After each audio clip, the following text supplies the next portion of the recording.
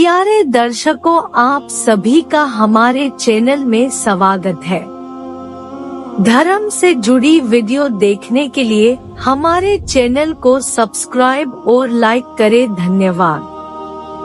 प्यारे दर्शकों, अगर आपने वीडियो का इससे पहला भाग नहीं देखा तो इस चैनल पर जाकर देखें। धन्यवाद।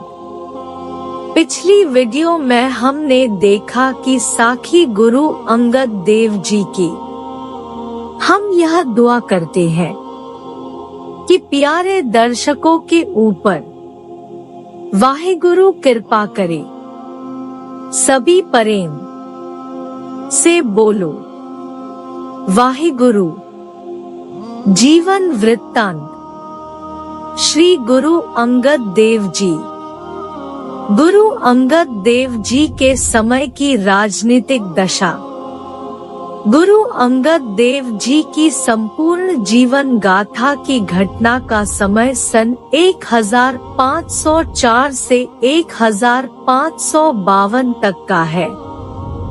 गुरु अंगद देव जी के जीवन वृत्तांत को समझने के लिए उस समय के दौरान देश में प्रचलित राजनीतिक दशा की कुछ चर्चा कर देना उचित प्रतीत होता है। 16वीं शताब्दी के आरंभ में पंजाब दिल्ली के शासन का ही एक अंग था तथा इस पर सिकंदर लोधी का राज्य था। इसने सन 1488 से सन 1517 तक राज्य किया था। यह एक मजबूत, बहादुर तथा न्यायप्रिय बादशाह। यह बात अलग है कि उसका न्याय भी समाज के केवल एक वर्ग मुसलमानों तक ही सीमित था। हिंदुओं पर जोर जबरदस्ती को तो वह बुरा नहीं समझता था। सुल्तान सिकंदर लोधी की मृत्यु के पश्चात उसका पुत्र इब्राहिम लोधी दिल्ली के सिंहासन पर बैठा। इस बादशाह के बारे में बाबर ने लिखा है कि यह एक बहुत निकम्मा शासक था। यह बिना किसी योजना के आक्रमण कर दिया करता तथा बिना किसी युद्ध नीति व योजना के मैदान छोड़ जाता था। वास्तव में लोधी साम्राज्य का यह अयोग्य उत्तराधिकारी था।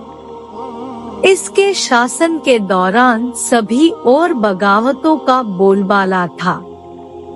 इसकी हुकूमत कहने को तो जेहलम के किनारे भेरे से लेकर बिहार तक फैली हुई थी, पर इसका नियंत्रण या प्रभाव प्रायः समाप्त हो चुका था।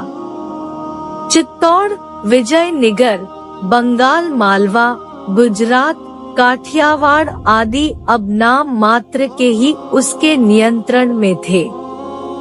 उस समय पंजाब कई सूबों में बंटा हुआ था, जैसे लाहौर, मुल्तान, सरहिंद, दीपालपुर तथा सुल्तानपुर।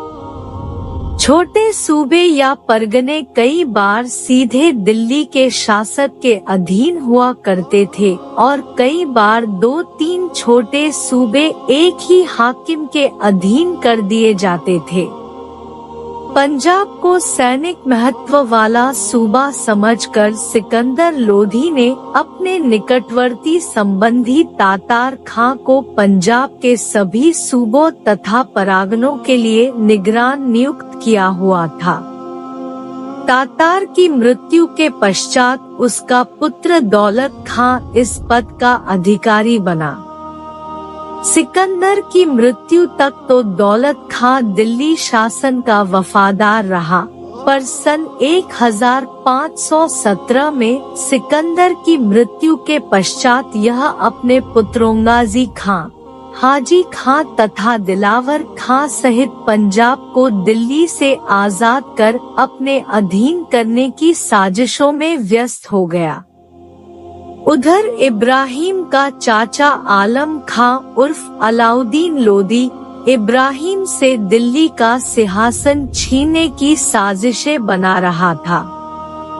आता दौलत खां तथा आलम खां में इब्राहिम लोदी के विरुद्ध गठजोड़ होना स्वाभाविक था। हर कोई अपनी स्वार्थ सिद्ध में ही लगा हुआ था। दौलत खां बहुत चालबाज हाकिम था।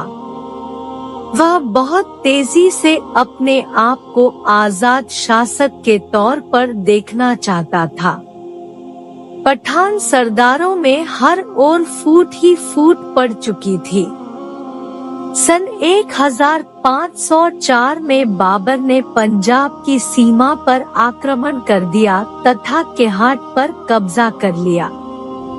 फिर 1519 में उसने मेरे पर कब्जा कर लिया और अगले साल स्थालकोट पर आक्रमण कर दिया।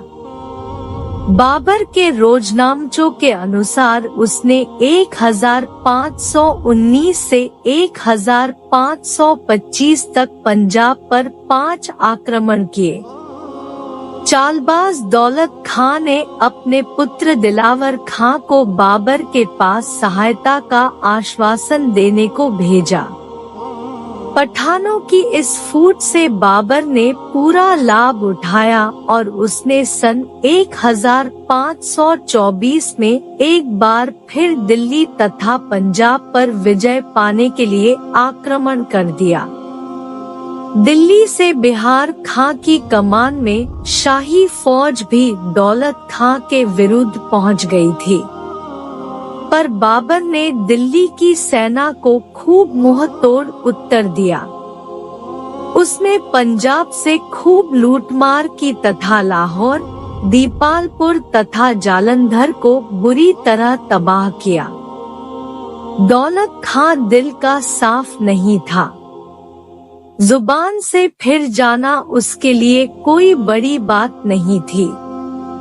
जब उसकी आशा के विपरीत बाबर ने सारे पंजाब की जगह उसको केवल दोआबा, जालंधर तथा सुल्तानपुर का क्षेत्र दिया, तो उसने बाबर के विरुद्ध साजिशें आरंभ कर दी।